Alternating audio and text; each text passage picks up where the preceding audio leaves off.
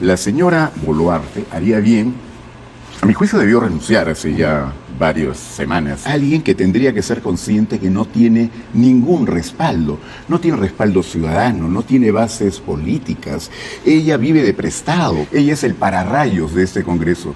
¿Por qué no renuncia? ¿Por qué no entiende que en buena medida ha cometido demasiados errores? Y no solo no ha corregido los errores, sino que ha comenzado a mentir de una manera tan descarada que da la impresión que ya hubiera un problema de mitomanía. Nos gobiernan los extremos y esos extremos solo se unen para hacer daño. ¿Tiene usted alguna esperanza en que primero los diálogos que está promoviendo la presidenta puedan llegar a buen puerto, es decir, al adelanto de las elecciones, o esto simplemente queda en una foto? Yo creo que como muchos peruanos estoy absolutamente decepcionado de la política nacional y creo que estamos asistiendo a una suerte de escenificación, ¿no?, de posturas políticas, pero con discursos huecos y con muy poca voluntad real de darle una salida a este país que necesita, en estas circunstancias trágicas, afrontar directamente los problemas. Nada de eso lo veo ni en el Ejecutivo y menos en el Congreso. Claro. Pretender encerrar eso con un discurso que saben que es falso, de que todo tiene que ver con terrorismo, que todo tiene que ver con gente violenta o con organizaciones criminales, es no solo taparse o pretender tapar la luz del sol con un dedo, sino que además le están negando al país la posibilidad de encontrar una salida antes que esto se nos vaya por completo de las manos. Precisamente hay que desactivar todo lo que alimenta esa violencia. Y una manera de desactivarla es convocando elecciones de inmediato. Esto es lo que no se puede entender, por qué ese interés mezquino de una mayoría de gente en el Congreso no los bloquea por completo. Y una situación que ya es inexplicable desde mi punto de vista de por qué la señora Boluarte pretende quedarse. Alguien que tendría que ser consciente que no tiene ningún respaldo, no tiene respaldo ciudadano, no tiene bases políticas. Ella vive de prestado porque viene de una agrupación política que son, se supone, los enemigos de quienes hoy día dicen que la respaldan. Ella es el pararrayos de este Congreso. ¿Por qué no renuncia? ¿Por qué no entiende que en buena medida ha cometido demasiados errores y no solo no ha corregido los errores, sino que ha comenzado a mentir de una manera tan descarada que da la impresión que ya hubiera un problema de mitomanía? Tengo también muy claro, Jaime, de que en este país 2/3 partes de los peruanos, por lo menos, no son ni de izquierda ni de derecha. Entonces, ¿qué está pasando? Nos gobiernan los extremos y esos extremos solo se unen para hacer daño. Y son minorías. Son minorías, tenemos que rescatar ese centro, porque hoy día esas no son posiciones políticas, son más bien posiciones de fanatismo, ¿no es cierto?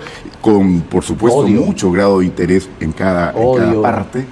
Y tampoco, yo diría que esta gente a la larga destruyen toda posibilidad y han venido destruyendo toda forma en que podamos encontrar alternativas de una conducción política sensata, donde sea posible establecer el diálogo entre gente que piensa diferente. Entonces, usted lo que plantea esta noche es que la señora Boluarte medite y se dé cuenta de que básicamente ella está ahí por decisión de los congresistas. Así es. Y si en algún momento ella decide hacer algo fuera del guión, le puede caer una vacancia y se va. La señora Boluarte haría bien, a mi juicio debió renunciar hace ya varias semanas, pero haría bien por lo menos en este momento, si algo quiere recuperar de su credibilidad, de su propia afirmación personal, debería decirle al Congreso en este momento: o adelantan las elecciones para el 2023 o yo me voy. Mínimo decoro. Presentó un proyecto y prácticamente se lo han tirado al tacho, y ella como que no le hace ninguna mella y convoca conversaciones y diálogos. No, pues lo mínimo que podría hacer es eso. Ahora, como dudo mucho que el Congreso lo haga, tendría entonces que cumplir con su palabra y renunciar. Pero abajo hay un montón de cosas que no hemos oído por mucho tiempo. Y justo reflexionaba con un grupo de personas ahora en la mañana. Esto también es la cosecha de, por décadas, cuando se producía un conflicto, cuando se producía una manifestación, iba el Ejecutivo, el vice del vice del vice, y si no, iba otro, un viceministro de gestión, etcétera, y hasta un ministro probablemente. Firmaban un papelito, lo mostraban ante las cámaras y decían: acá está.